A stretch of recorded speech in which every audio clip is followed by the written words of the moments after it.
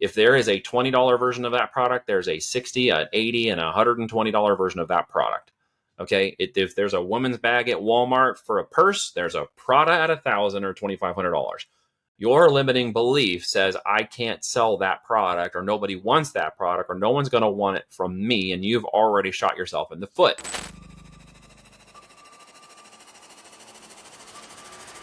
Welcome to the Ecom Breakthrough Podcast. Are you ready to unlock the full potential and growth in your business? You've already crossed 7 figures in sales, but the challenge is knowing how to take your business to the next level.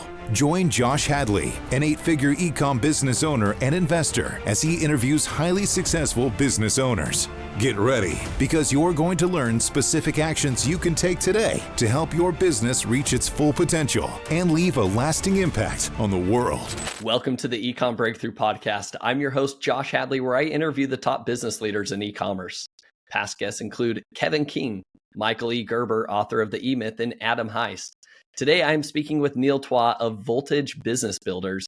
And with over a decade of experience selling in the Amazon FBA space, we're going to be talking about the specific levers and strategies you're going to need to employ in order to turn it into an omni-channel business and scale to 8 figures and beyond. This episode is brought to you by Ecom Breakthrough, where I specialize in investing in and scaling 7-figure e-commerce companies to 8 figures and beyond. If you're an ambitious e-commerce entrepreneur looking for a partner who can help take your business to the next level, my team and I bring hands-on experience, strategic insights, and the resources needed to fuel your growth. So if you or someone you know is ready to scale, looking for an investment partner, or looking for consulting, reach out to me directly at josh@ecombreakthrough.com. That's ecom with 2 M's, and let's turn your dreams into reality. But today I am super excited to introduce y'all to Neil Twa. Neil has 18 years of experience selling, coaching, and mentoring, and over a decade of experience using the Amazon FBA channel with private label brands. He's been operating as an entrepreneur and business owner since 2007. Today, he has served over 1,000 people during his coaching and consulting career and currently supports over 200 clients in their Voltage Holdings organization, which owns software, private label brands, and a coaching and mentoring for beginners to advanced sellers doing more than $10 million a year through Amazon FBA, called Voltage Business Builders. They focus on creating business owners who scale using their company as an incubator. So with that introduction, welcome to the show, Neil. Hey, thanks for having me on. Neil, so first and foremost, we talked about this briefly before we hit the record button, but you've created you're the first guest I've had on that has an incubator for Amazon FBA brands and more e-commerce brands, omni-channel brands as a whole, which is different than the whole aggregator method that kind of blew up in many people's face a few years ago. So, Neil, what's the difference? Give me kind of the background. How did this incubator begin, and what in the world is an incubator? Yeah, it's kind of grown out of, thanks for asking, it's kind of grown out of need in our own business and model to gain more traction in the market, gain specific areas of market share and growth, which we set out to actually do. We have a holdings company behind the scenes, and the digital marketing portfolio side of Voltage came online in 2019 because I had been spending quite a bit of time raising capital to go become an aggregator. And then through 2021 in November, we had raised close to $50 million from 2 different home offices. And we're set to go buy 50 something companies. But we looked at the numbers and realized that's not really where we want to toss our hat in the ring. Everyone was buying at 30 and then 45 and then 40% above asking price. And we said, this is just a bloodbath waiting to happen. And so we pulled the plug, didn't take the funds, and backed out. As it turns out, that was the right move. We felt it was, and now we sort of feel vindicated, fast forwarding through what aggregators are doing today and what they've had to do and what's occurring in that marketplace. But it kind of bore out of that, the awareness, the amount of connectivity and networking that was done, that we had this capability and skill set, and we were running these 8-figure companies. And they're like, well, how can you show us? Can you go train us? Can you do this? And so the management consulting side of it sort of was born out of that. That just modified itself into, hey, if you've got a brand, or you're wanting to build a brand, we've already got the systems and tools, SOPs, software, methodologies that we deploy in our company. We'll simply wrap that around you and kind of incubate in that position of helping you grow for exit, really was the intent. And so the building, the launching, or the turnaround or the growth of 6, 7, 8 figure companies was the focus of that endeavor that we set out to do. And so far, I think we're having some good successes with it. We have some amazing case studies. You can go check them out on my podcast, the High Voltage Business Builders Podcast, if I can give a shout out to that. No pun intended. But there's a recent case study with one of our builders on there about how he got to $500,000 a month and how he's on the path to bidding another $500,000 a month, and the processes and optimizations of his business model. And I encourage you to go take a look. And at that, we'll talk a little bit about that, I suppose, today, as to what we're doing there. But very specifically, the other half of that incubation is that we want to actually acquire.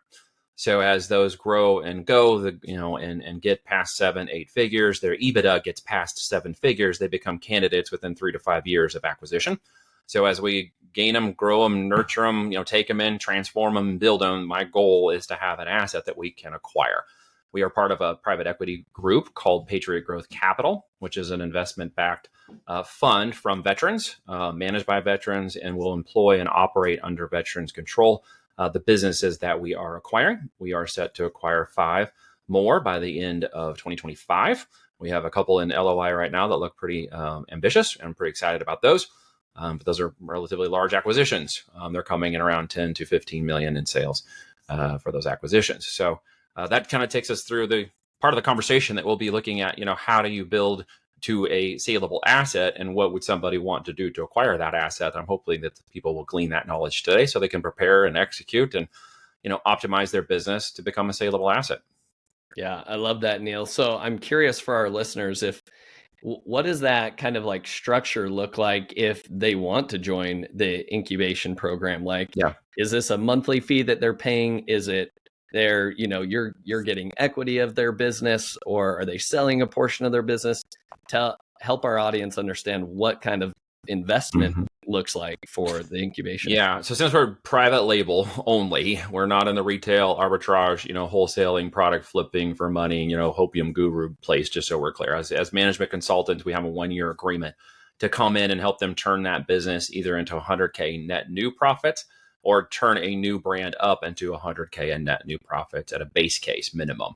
So we work for 12 months. We have a performance goal. I hedge a 10K bet as part of our fee that we will reach that goal together, or they simply won't pay it, and we'll keep working together until they hit it. So it's either existing turnaround, new, or a brand new product launch. Is that what we're shooting for? Is obviously more money. That's the base expectation that we're going to see occur. And of course, as you and I discussed earlier, there's got to be some levers that have to be pulled for that to occur. Since we're not looking at taking in hundreds of clients a month, I take in less than 10 clients a month, and they're chosen by me. I don't have a sales team. I interview every person.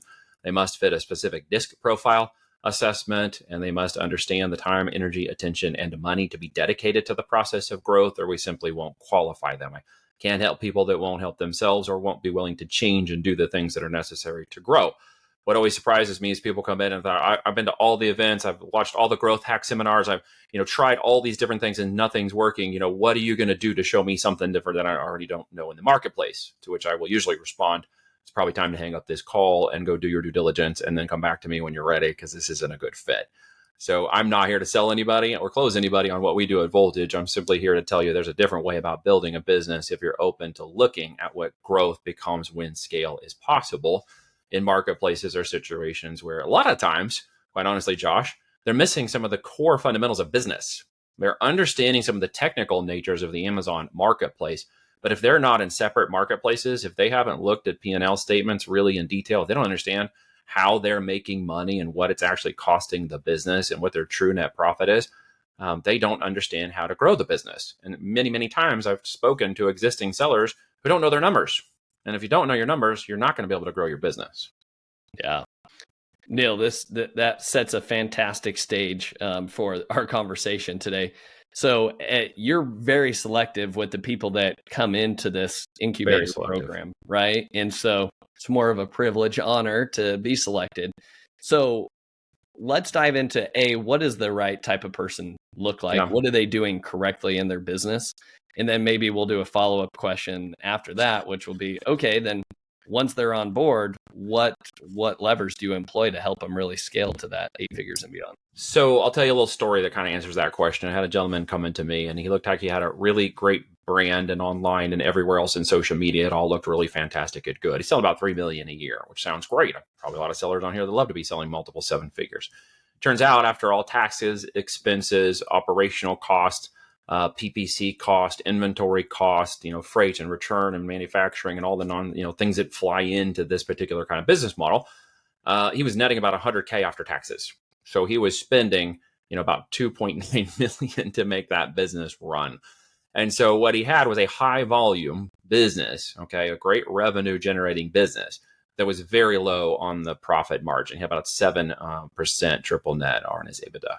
So at the end of that, he really was running a sexy looking business, but not really a profitable business. That is not something I want to buy, just so we're very clear. Plus, he had about 4 to 5 products in the entire niche. One-hit wonder products that turn into 7 or 8 figure businesses that do not expand into omni channels or additional products are not going to be the great targets of acquisition, right? This is specifically getting tough as people are getting more aware of what the aggregators did to bring awareness to this marketplace. On the other side of that, the market of buyers has become much more sophisticated and understanding where the business should run. So if you're running a single channel Amazon 7-figure business, you'll need to have above 15% net profit to really see this go correctly, or a path forward to get it there, which means you may need to either spend more money or find ways to reduce costs through either knowledge or execution, right? And some of that could be fundamental work that isn't being done in the business. And so that would be something that would qualify people, if they're an existing seller, to come in and take a look at that business, look at their levers, look at where they are, look at their opportunities. And many times it's going to summarize itself into optimizations and capitalization. If they're not doing a conservative effort of daily, weekly optimizations to tweak and adjust their data set. I know everybody continuously focus on products, but you're not going to hear me talk a lot about the product. When you're at a transitional level with Amazon and its movement of products to the customers, that's what they actually do. What you're going to hear me talk a lot about is the business, the direct response marketing, and how you're optimizing the business processes within that company, because that's where you're going to see most of your money actually come out of. It's easy to negotiate with manufacturers. Everybody should be doing that. You should have secondary and tertiary manufacturing in today's world. If you don't, that's a good opportunity for you. But in a particular person who may or may not understand that, it's really getting down to whether or not they're coachable. Okay, sometimes you see people getting into this and getting a few products that take off really well, but their personality type never really operated at the e-com operations level. It operated more at the, this is a sexy business, this look at me and look what I'm doing, and I got $3 million a year in business, but nobody ever knows that it's not really that profitable.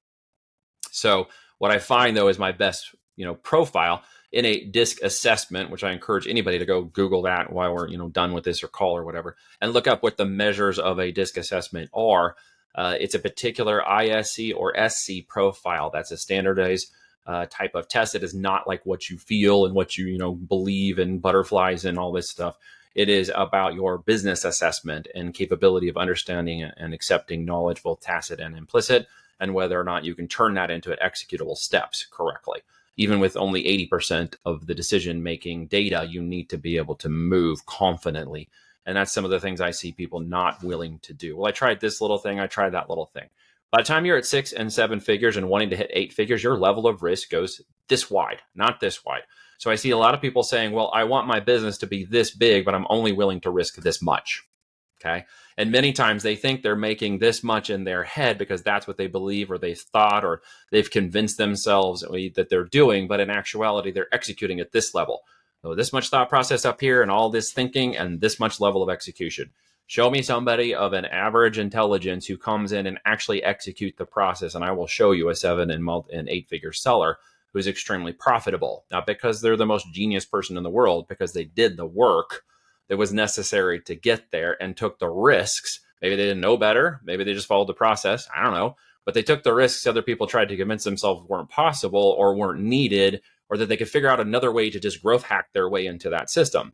If you're specifically on the Amazon channel, it will not work that way, because there are levers inside of Amazon's technology and its big filing system that will simply not let you overtake market share in a specific node inside of Amazon's system if your current market share, for example, has a better data set or has better inventory, okay, stacked in behind it, and is already meeting customer demand or has more profitability per unit than you. Oh, surprise, Amazon knows what your cost of goods is. They also know where your price and profitability margin is. And guess what's going to happen, okay, to your product versus your competitor in your node if you're not making as much profit than them?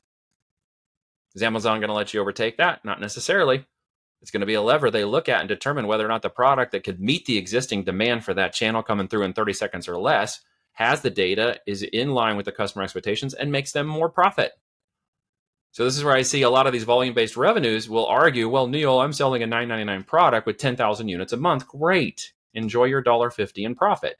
I prefer to have minimum net $12 in profit per unit, and we go up from there. So we're working on what I call the. Am I answering your question? Is this too far down the tangent? No, this is great, Neil. So okay. before you go down, because I think now we're talking about kind of some of like the levers and stuff like that. Yes, right? We're talking about the numbers, the levers, the mechanisms. Yep.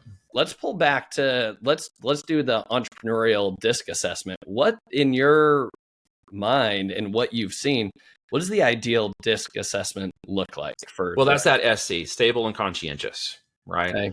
If they have a bit of I or a moderately high D, they're going to be a great dominant second, but they don't need to be a dominant first. And what I mean is they don't need to be the forerunner, the brand ambassador, the YouTube guru, the podcast host, the person who does all the forward conversation and topics, but never actually executes any of the business model.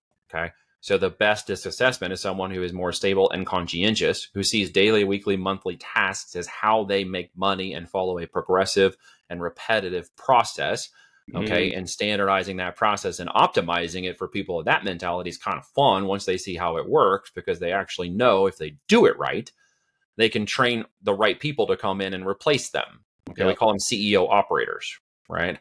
Because they are capable of doing the operations, they then know how to start being trained by us as mentors to move them into the CEO role and help kind of bridge them out of that operational structure that got them where they were going on the success, but is not going to get them to the next level of growth if they can't standardize that across other roles in an organization. They'll just be a single man operation. Okay. Now, there's nothing wrong with that. We operate relatively large, single man run CEO operators who have multiple assistants and contracted relationships and systems of automation and technology setting below them. Yeah. Right. Not employees. A lot of vanity metrics in the idea. Well, I'm hiring this and I've got 5 employees in my company, and that's fine. That's great if that's your vanity metric. It's not mine. I've had 12 before.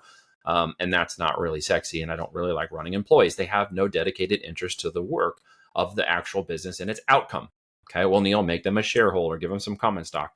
No, that actually comes more convoluted and they can still leave the business. What I want them to do is be ingrained in the success and the outcome of the business of their own free will first. And then when we work together, the outcome is 10 times greater. If they need me to convince them the value of the business and the actionable items that will turn the levers for them and make it go better, then we've already missed the boat. Yeah. Yeah. We've already missed the boat. I am not going to be able to motivate, convince them, and rah-rah them into doing things that they can't see themselves doing on their own. So first, I train them how to do it on their own, build them up in that process, and then it's very easy for them to translate that backwards into doing something with us, right? Which is where that DISC assessment falls in line nicely, because later on, when they're in our enterprise, when they have become a successful operator together, we offer them opportunities to partner on businesses we get involved in, to take ownership in brands that we can co-develop together. We go deeper and longer with those individual relationships. And then I'm not needing any micromanagement of those people, right? Little OKR status check-ins could be 15, 30 minutes once a week, just to say, how you doing, where you're going, what's up, how's the client, how are things moving? Client sees us, they see them. It's a very, I was going to say simplicado. That's probably not the right word. It's a very, linear, less work, literally, for us, because the operators already know exactly what to do and don't need us to micromanage them through, the tactics, if you will. Yeah, makes a lot of sense. So you've got somebody that, they're willing to follow that process, and Correct. They're more kind of like systematic. That's how they became successful. Yeah. They became successful following the process, either from existing businesses or new business brands that were started up. They saw the process work. They saw it grow. They saw the proliferation of their activities and our strategies and guidelines for them to stay within. And so then once they see how that works, of course, they understand it all. Yep. Okay, so now let's turn this into the fun part. All right, so you've got Okay, a new brand that comes in as an incubator brand. sure. Okay, what are the first actions that you typically walk people through? So the first thing we're going to do is audit them through what we call our Greenlight process. It's a similar process to a brand new brand, but we'll take existing products and brand through that process, and we'll evaluate where the opportunities are for products that maybe have the most profit and upside potential, those that might be in the middle range. Okay, these are possible if we optimize, tweak, or manage. And then there's going to be a line in the sand below, if you will, products, data, and information that simply says you're hanging on to that, believing and hoping it's going to get better, but it never got better 6-9 months ago, and you should ditch that product. When we see that actually occur, when we help them audit and show them the actual numbers and show them what particular metrics that we focus on as the right levers to turn inside the business financially, a lot of times they go, oh, like they get it. They see it for the first time. They understand. And then the next steps become sort of more in tune. This particular, set of products has a good A cost for its acquisition model, but most importantly, its TA cost is setting right here between 8 and 15%. And with that particular number and these particular brands, we can pour on more PPC and optimize against current organic traffic. And then we're going to see how we can exploit and expand that product and raise its retail price point, or even come in and help them negotiate with secondary suppliers. We're going to help them optimize the best products for highest profitability and fastest growth. What will end up occurring a lot of times when we do that, Josh, is they're going to want to dump that bottom half of the product out of there because it's simply costing them money. They're going to want to redeploy it into the optimization and the efficiency stage. And then they're going to realize really quickly that once the levers are pulled, the next opportunity is capitalization, because once their data set gets better and the improvements start to show over 60, 90, 180 days, they're going to now realize that their missing lever is capitalization. With capitalization and inventory leveled up after data is now optimized, they can take over existing market share away from their competitors that would not be given to them if their inventory levels couldn't handle it. So if it's not checked into Amazon or it's not upstream in AWD, you're simply not going to overtake their market share. Amazon's going to give it to those who can continue to deliver the amount of units required to meet the inbound and existing customer demand, because this is demand capture. All right. So Neil, I'm going to interrupt you there because so what you're saying is that you believe part of the A9 Amazon algorithm, they're looking at what you have at AWD. They're looking at what you have in FBA, what's inbound. And that's a component of, do we want to give these people more organic ranking? The AI will literally determine that. If my market share and your market share, okay, are say 5 to 10% difference, and there are maybe 2 to 3 competitors between us, okay, and I have better data in my system, I got better conversions, better CVR, my A cost is great, my TA cost is between 8 to 15%. I'm getting a 10 to 1 click to sale ratio on my campaigns for my best targeted keywords, okay? At that point, the only way that Amazon is going to let me stock out is if I do it on my own. What they're not going to do is let you stock out of a product that is in demand by their customer that they want to fulfill and keep available in the system, even if they have to throttle you back to ensure that it stays there. Because they want the availability of the product and their customer. What they don't want is tens of thousands and hundreds of thousands of products disappearing from the search results. So they're going to throttle those products back and bring them down below the fold and into the lower half of first and second pages, so they aren't eating up 80% of the available traffic that is on top keywords, top ads, top search positions, right? Yeah, I've been around the A9 engine for a long time, but I also helped develop part of it when I was at IBM a long time ago. So at the latent semantic knowledge level machine language learning side of knowledge management systems that deliver data, the A9 engine was one that delivered customer data, and they attached a logistics company to the back end to allow the fulfillment of the products to occur. But the front end is a learning and machine language learning system, or was. It's about to turn into a full AI blown system with Cosmo, okay? Yeah. So we developed those systems, we developed that knowledge, we deployed it into large infrastructures. Fast forward, I'm out on Amazon one day and it strikes me that I should take a look at the way that they're doing their search results. And it suddenly dawned on me that A9, and I discovered this right around 2012, was basically a latent semantic knowledge management engine with machine language learning, very, very similar in the patterns of response and behavior and call and response that we were seeing with the AI that I developed back in 2003, 5, and 7 when I was at IBM. So of course I went into research mode and spent about 18 months determining, was it title, was it image, was it copy? What was the weightedness of this listing in terms of its search engine, its back-end keywords, its search density, and all the other things? And then how would it respond if I did things like search and buy, which was something that we did and launched in 2014. How do I go out and get it to search and respond positively, and then watch those indicators cause my product listings to rank? Well, guess what? It ranked really fast. And in 7 to 21 days, we were launching products that were ranking in the top bestsellers over and over and over again. That kind of caught on later on. People figured that out. And then we probably told it too soon at some event back in the day. And then kind of everybody figured that out. And Amazon shut that down, put it in their terms of service, said you can't do it anymore.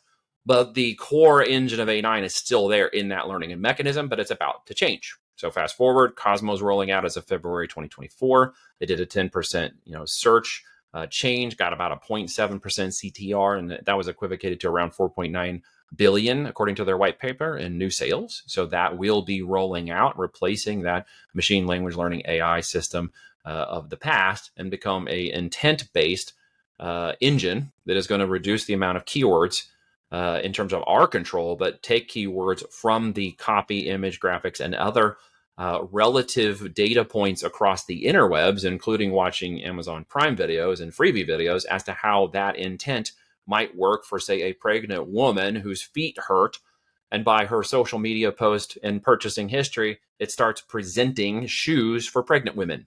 It's going to change. Think Minority Report, right? By the end of 2025, 2026, Amazon is going to change its holistic services away from data-driven AWS, et cetera, into its most profitable side, which is going to be search-based advertising. If you don't catch on to this, you're going to become a victim of it. So as we look forward to this and how that profile and operations works, and optimizations for getting to 7 to 8, much of the time, not all the time, let's not broad stroke this, but much of the time, the listings and business and seller account I just described a second ago, and those products that are dipping below a certain amount of volume of inventory, as well as CVR and other metrics, are simply dragging the entire seller account down. Once removed from the system, once the ASIN stops selling, the good ASINs that are above mid to high range in optimization, the entire seller account will get a lift in the SERP engine, right? Because your entire account affects all ASINs within it. All ASINs within it are like a portfolio, and all portfolio ASINs will have positivity in search and organic ranking. Some will be higher, some will be drugged down less because of their performance. And that will actually cause, even if you've got a full Greenlight seller health account, it will actually cause your entire seller search portfolio to drop. Okay. So if you eliminate those bad actors inside of your account, you'll actually watch the entire seller account and all search engines get a lift. But it's still green lights across the board, Neil. How's that possible?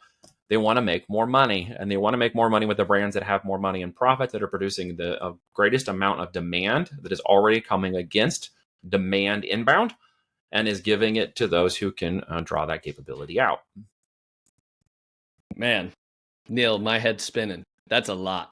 It's a fun system. It really is. It's AI driven. It's about to mature in a way we've never seen before. Yeah. And it's just going to be a whole lot of fun for those of us who are paying attention and riding the wave. It's not going to be so much fun for those people who have 3 and 5 year old listings who are not listening or taking any action to find out about this, how to optimize for it, how to present. Here's a pro tip for your group who's listening right now. If I take your images right now from your listing, pull them down, and I went over to, say, ChatGPT and uploaded that image and asked it to describe it to me, what do you think happens if that image does not give me a proper description of your product? It's probably not going to show up on the search results very You're going to derank in the search engine as that Cosmos system gets rolled out faster and faster, right? If it's not presenting correctly because the reviews and other information in your listing are not properly presenting the correct narrative, in this example, of a pregnant woman whose feet hurt, okay, but you've been keyword stuffing and playing around with this algorithm, and you're historically grandfather locked into one version of the A9's, 500 different versions, then you're going to watch that change. Yep. Are you saying that images are like your main lever to influence that? I'm saying one pro tip today is that your images are going to have a direct impact on whether or not the AI shows your product correctly to the right buyer at the right time. Okay. Makes a lot of sense. You can't keyword stuff those images. That's not how AI works. You might want to do some quick research on that. There are just things about it that it needs to understand. It will read the image. It will determine what the image looks like. It will determine the environment, the background, the product itself. And if you're selling a blender and it recognizes a bar of soap, you're host. Yep. Okay. Yep. Neil, I'm on the bandwagon there with you. We were talking about capitalization. So yes, another level. So the first thing that you talked, so let's digest. Let's take a step back here because I'm following everything you're putting down here, this is a juicy episode, by the way. I'm loving it so far.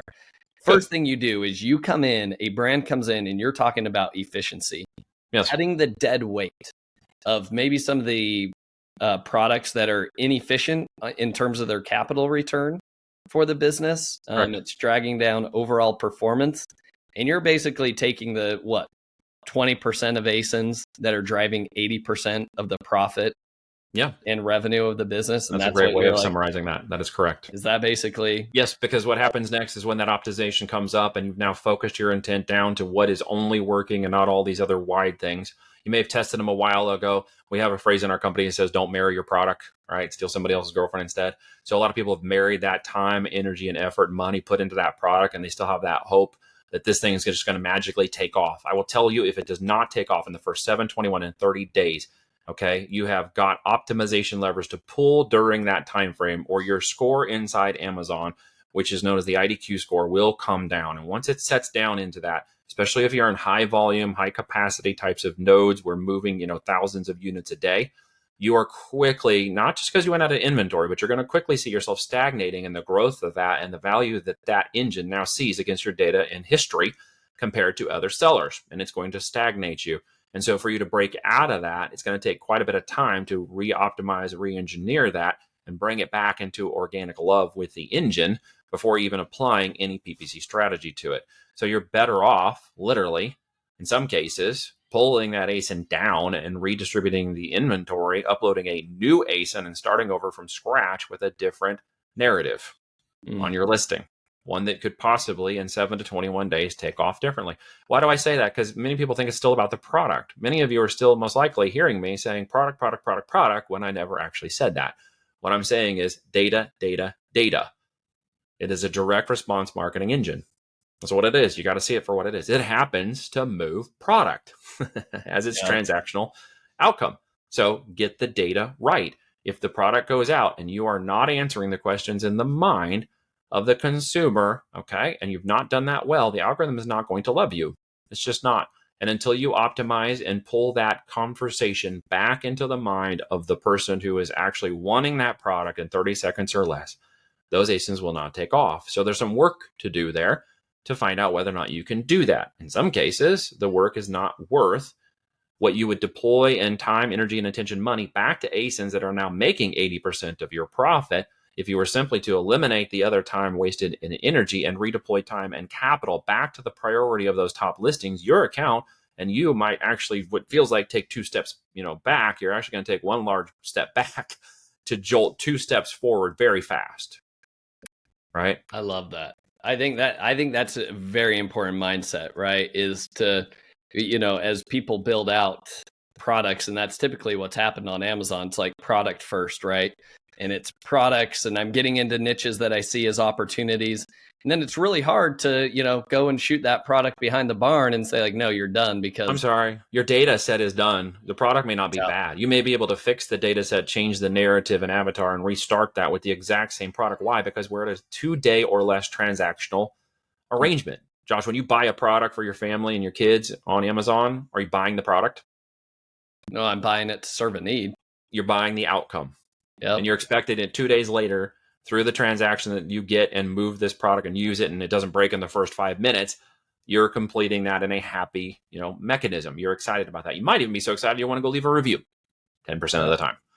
So the end result is that it isn't about the product until it's about the product. Some of you are thinking, well, my sales on Amazon aren't great, so I need 2 other things I hear constantly that need to be fixed. 1, I need to get all this outside Amazon marketing done. And then 2, I need to go fix all my product because nobody wants to buy it. Well, nobody knows about your product yet. All they know is about what they see on Amazon.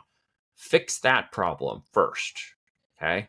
Do not take time and energy. In my world, we will not take time and energy off Amazon, trying to manipulate an audience conversation over here in the social world to come back onto Amazon to affect Amazon's own ecosystem. People get that backwards. If I don't have Amazon's ecosystem done correctly, if I'm not in line with the demand coming through that can be captured, whenever I push anything back out the other direction, which we will, as we explained earlier, an omni-channel strategy, when I take it to TikTok or Shopify or retail or out into the television world or wherever, it is simply not going to respond positively. It's going to be a wasted amount of energy and effort, in which I hoped I would get more sales, and that byproduct of people coming back was going to positively impact my Amazon. I had this thing happen the other day. A guy told the story, and I think it was in one of the forums I was on Facebook. And he said, basically, I blew out of my inventory the other day, and he couldn't figure out why this had occurred. And when he went through literally a 10-day, post-mortem effect of why his inventory all blew out, turns out it was a viral video on TikTok Shop that was his competitor's video that went viral, and they ended up on Amazon and they found his product. Good for him. Bad, very bad for the TikTok Shop person who thought that product and information that went viral was going to benefit them, because it actually went back and benefited him greatly. In fact, he went from a couple hundred sales a day to 500 plus sales a day. And all of a sudden his inventory was getting blown out. He couldn't figure out why. He thought I'd given him a coupon wrong. He thought something had gone haywire. He thought a hacker had got in or something bad was happening with his listing and his product. And it turns out it was just that video going off that caused it to respond properly. But the effect is when to do things, not to do them. And I think people think the win is whenever I'm not making enough sales on Amazon, I need to go do all these other things to affect Amazon. And they watch this little promo go up and this little spike, little roller coaster thing occur, and they never see that constant movement or that hockey stick that all of us want to see occur. And it is because they are not in full alignment with the data, the system, the organic, and the PPC within Amazon first. So no outside influence is going to positively affect that long term. Okay, so Neil, rattle off what are the specific data metrics that you're looking at to know I'm winning or time to go shoot this thing behind the barn? First off, profitability first. If I'm making $5 on a unit, and here's the thing that people have such a hard time in their limiting and scarcity belief overcoming, and it's one of the things we work on with people who are existing sellers. If there is a $20 version of that product, there's a $60, an $80, and a $120 version of that product. Okay, if there's a woman's bag at Walmart for a purse, there's a Prada at $1,000 or $2,500. Your limiting belief says I can't sell that product, or nobody wants that product, or no one's going to want it from me, and you've already shot yourself in the foot. So you need to look at the product types you have and look at how you elevate those profitability first. Okay, from profit, you pay yourself more, the business has more money, your PPC can get more money, and a lot of the problems with people going, well, I can't spend more than 30% ACoS, and if I do that, then nothing's going to be profitable, have limited themselves in the system and their ability to grow. So 30% ACoS for us, if it's 89%, I don't care, because I'm acquiring the customer that would have bought your product. So what do I actually care about? I care about Amazon's 12-month CLTV, customer lifetime value. Amazon Prime members, over 200 million, have a $1,000 a year or more that they spend on Amazon Prime. If I asked you right now, roughly, Josh, what do you think your family spends in a year? It's probably more than $1,000, isn't it? Definitely. Well, so do I. I have 4 kids, right? And so do you. Yep. One on the way. You're about to spend a whole lot of Amazon money getting new kid stuff, right? If it's okay if I say that out loud. Oh, yeah. Yep. Okay. Don't want to out your family situation if you didn't want me to say that out loud. But the long story short is, when you know that, what am I out to attract? What are the levers? What are the metrics I should be focused on? When a customer buys my product, okay, and I've won them in the system versus another, it is my job to keep them. At that point, is my job to get them to buy up to $1,000 in a 12-month period from us. What does that mean? I need to sell them one $1,000 product. Okay. I need to sell them 10 100 products or so on. I need them to buy additional products to equate to that value. I need them on subscribe and save. I need them in my ecosystem after first purchase. If you are listening to this and you are not willing to even consider, do, or approach or execute against that, you're going to lose against brands we're running in the marketplace, because we are. And I'm in a group of people who are doing that. So that means you've got to think about how you're going to compare and compete with other market levers. Again, profitability, accessibility, inventory level is a big one. Okay. If you can't capitalize all of those SKUs in your system and you're going to reduce down to just what is making me all of my profit, which could be for a little while, maybe 1, 2, or 3 SKUs only. but I'm now going to redeploy all the capital necessary to level up my inventory levels inside that system. You watch the inventory get checked in, and then 15 to 30 days later, watch what happens, right? Products you thought couldn't sell more suddenly are going to start selling a lot more. Just I've because seen you it have more repeatedly. inventory. Because your inventory now is checked in higher, okay, than the other competitors in the marketplace. And with your inventory checked in, if all other metrics, okay, your CVR, your CPA, your profitability numbers, and other metrics in the system are showing that you're organically ranking and moving up the supply chain, including organics, which is important because we always push for very high organic above PPC. That thing with David LeBlanc I mentioned on my podcast earlier is $500K a month is running at 90% organic, right? Wow. So with that, you understand what level to pull, you understand where to deploy that capital and get your inventory above the next 2 or 3 competitors in your node. Once you do that, as long as your front end metrics are all better than them, including your profitability, you are going to watch those products take off. And some of you have been holding on going, well, I've only got 1,000 units. I only got 3,000. I hear this continuously. But Neil, I don't want to put more inventory in. I got 1,000 units. I haven't sold it all through yet. Put more inventory. Well, I don't know that it's going to sell more. Put more inventory in. They resist what is required at the next level of risk to bring that business up to another level of maturity. Okay, that means you might spend 250, 500, 750, or $1 million in the next 3, 4, 5 years to see you turn into an 8-figure business. If you are not willing to do that, then you're going to try to hope your way into that with 5,000 units, and it simply isn't going to happen. It's not going to happen, right? But Neil, I can go over to social commerce and TikTok and a video can go viral. Great. And then you run out of inventory, right? Hypergrowth problems are problems too. So what we really want is organic growth that begets continuous and long-term growth because we know at some point down the line, 2, 3, 4 years into this cycle, a hockey stick moment is going to occur. We're going to have the next level of capitalization. Someone's going to fall out of the market. We're going to take a little bit bigger boost on a holiday than we expected. Good things are going to happen with time and market. Okay. And we're going to watch this thing go. The last component that I rattle off on your metrics is to understand what the system is actually doing and when it's doing it so you can be rewarded by it instead of fighting with it. Okay? Get in line with what the system wants and it will reward you. Please understand, SKUs launched this year, 2024, or the next year, 2025, by the time this probably comes out, you're listening to 2025. So let's say SKUs launched this year, 2025. The max that they can overtake the entire retail system of Amazon is 5%. Okay, Amazon's own admissions and numbers when you talk to their account managers, they have finally told us things we've been asking them for a long time. Your SKUs you launched this year can see up to 5% of all of the retail sales. That jumps, you know what the number is in year 2, Josh? It jumps to 20%. Time and market, maturity, your additional capacity inventory, and meeting the demand through positive reviews as well as positive inventory means you can take up to 20% of that market share, okay, out of the 20% for SKUs that were launched in year 1, go to year 2, and by year 3, it's 40%. Wow. Okay, so those who are playing a 12-month game need to be thinking about a 36-month game when it comes to Amazon.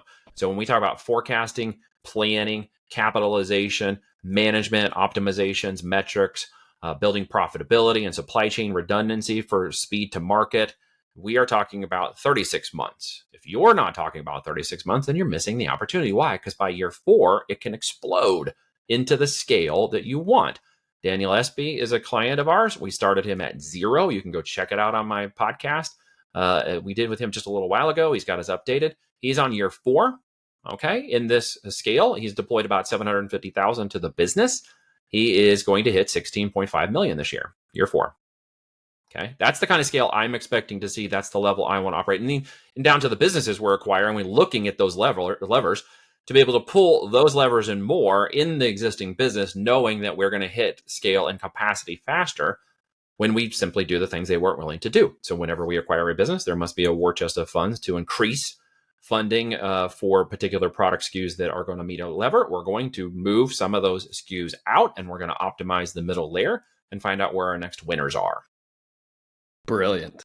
Neil, this is fantastic. So follow-up question on this would be, sure, with the amount of increased competition, especially from overseas sellers, we have found, and a lot of people that I've spoken to at conferences and whatnot feel like the product life cycle on Amazon is getting shorter. you release something, and if you don't have a patent, a utility patent specifically around it, it's easy. You're going to have somebody knocking you off from overseas 3 to 6 months after you launch. And they're going to just drive down the pricing of the product, right? And they're competing on price. So how do you approach that? Because it sounds like you're doing the exact opposite. You're more focused on like the premium pricing, making That barrier of entry is very different. Okay, so maybe talk to us about that. Yep. I don't sell products that are sub $30 to sub $50 unless they add a specific targeted lead gen or value added to the products that are $50 to $200 in price point. Okay. So if I launch a product and are averaging $100 to $200 in our retail price points, then I'm going to look backwards at some point and say, what are all the additional accessories and tools or things that are around this product base for this particular customer and their specific solution and outcome they want? And then I can launch those additional products that are maybe $20 or $30, knowing that it's a volume play, okay, not a profit play, but a volume play to suck up more of the market share, okay, for them to touch us the first time on first acquisition, so that they'll come into a second and 10th and 20th acquisition with the other products we have. So we're building out a portfolio. Okay. Right. Does that kind of help answer your question? Yeah. And then you're saying, so in the higher price products, $100, $200, you're seeing less overseas competitors knocking people off. Brand to brand competition. Where are they playing at? It's what I call Amazon's mosh pit. Okay. If you play in the sub $50 range, you are now in Amazon's mosh pit, and they're about to try to compete with many of you at the Temu level of that platform. And I'm concerned for a lot of those people who are setting at that level because they're going to get victimized by a market they weren't willing to move out of or got sold into or somehow became in bed with and can't divorce. Yeah. Because that's where they started or where they're growing. It sounds really sexy to say I got $600, worth of inventory for a $9.99, and suddenly I'm making 2 and 3 sales a day. That sounds great, and it's good for those who are beginners. Okay, I've been a beginner. I've had a business that went bankrupt, and I had no money. So, more power to everybody's hustle, right? But where we're at is a tier 2, tier 3 in our psychology of buyer within Amazon. Right. So it is not about how many volume units I move per one SKU. It is the profitability of that SKU and my ability to go get 10 more of them. Yeah. Okay. With that, I can get volume of units moved over 10 different ASINs targeting a specific customer avatar for a $50 to $200 price point, and then just go in and own that market until success is boring. Okay. So then I'm going to just keep replaying that same thing, selling more of the same thing to different packaging to different people in the same niche. That's kind of that base of a pyramid, right? Yeah. I think a lot of people are playing in that sub-market, and they are going to be affected by the Chinese sellers and the easy to market people and all the other, tool-based driven similar tools where everybody ends up in the same market segments. Yeah. We have a developed tool set, AI driven. It's called Node Hunter, along with our Finder tool that's behind my NDA. Only my clients and my business uses it. And it really goes into what are the actual data requirements of a particular product that fit those assumptions. And then we only look to target those products for market test. And once a market test is validated, then we go to a full product launch. So it's just really a different way of thinking about how to approach the marketplace and then go to brand competition. All right. And do what's required to go head to head with other brands, no matter who they are, Amazon or otherwise. If people are like, well, Amazon's in my brand. I don't care. That just proves competition is there. That proves demand's there. What I need to go do is say, can I own that market at a higher profitability? Could I retail this price for $3, $5, $7 more retail price per unit than all the other combination below me? And many times we do. We own the highest priced product in that niche, right? Why? Because I can also go back and justify, then what, Josh? An 89% ACOS, because I have the profitability to drive that acquisition. And once I have the acquisition, I'm winning. Yeah. Do you do any strategies? You talked about having maybe not necessarily a loss leader, but cheaper products, right? In that sub 25, sub 50 mosh pit. Only if they complement the main primary product. Okay. If the primary product is setting at 180. Right. But there are 5 or 10 ancillary products, at the $30, $50, $70, $60 range, somewhere in there. I'm going to launch those products to grab those people who needed that product, but then would look and say, well, I could also get the other one. It could be that I need the air pump additional thing, or I need patches for my air mattress. That's right. Like now I'm in the target niche of gear and accessories that is specifically around a target product.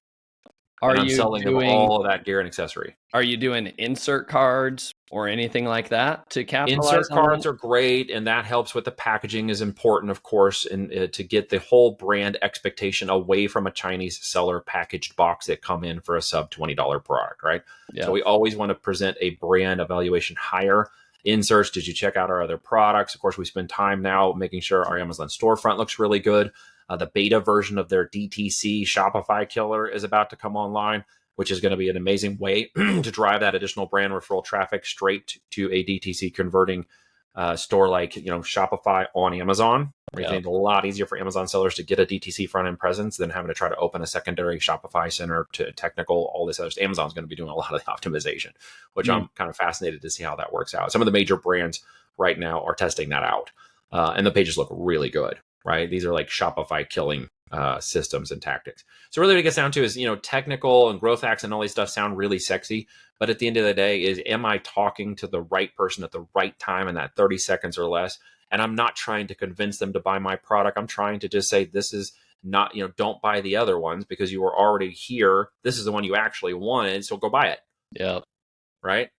I'm not convincing them to buy the product. I'm reinforcing the buying decision at the moment they hit my listing. And I think a lot of the optimizations we talked about over the course of this chat is so many people trying to force the system to do something instead of really understanding what it's actually doing, who they're speaking to, and fixing those problems.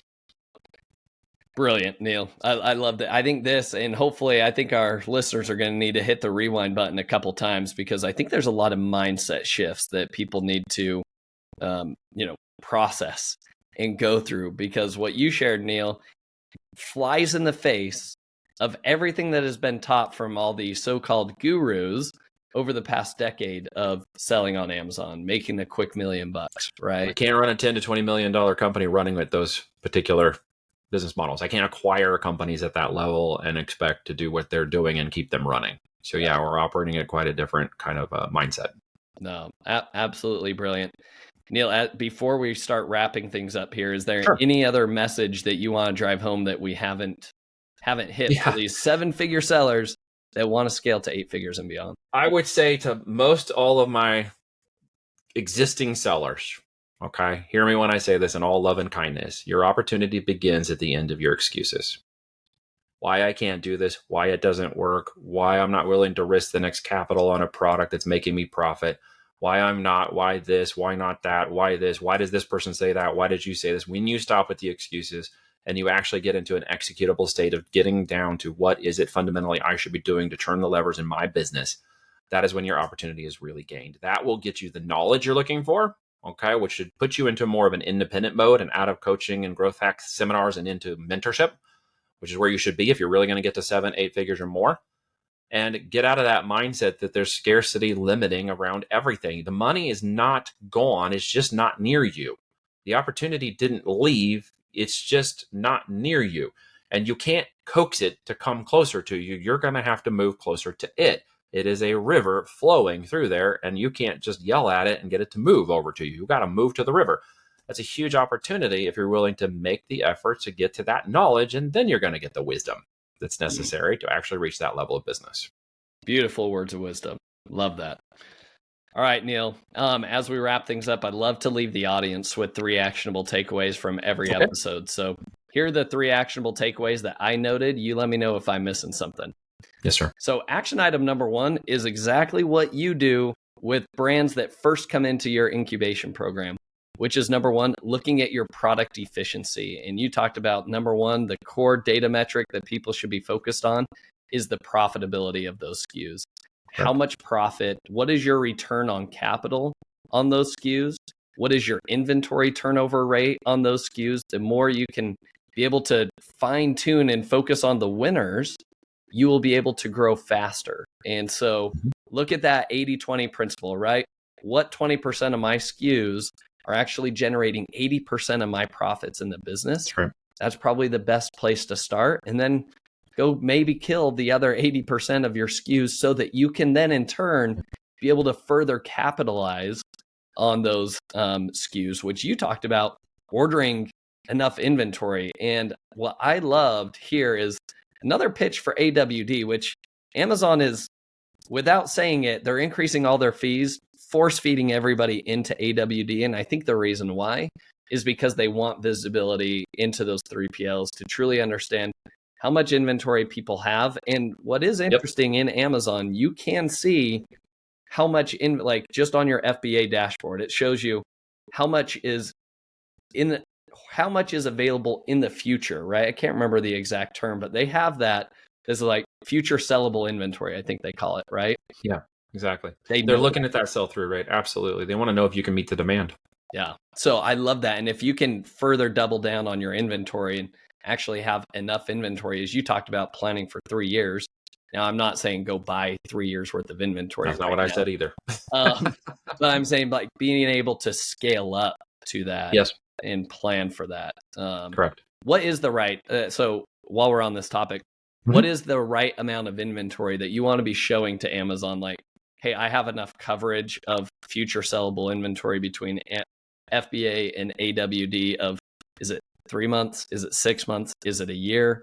What, in your opinion, is the right amount? We have a metric called unit ROI percentage, which is a percentage of our belief that in 90 days, that amount of inventory is going to turn over.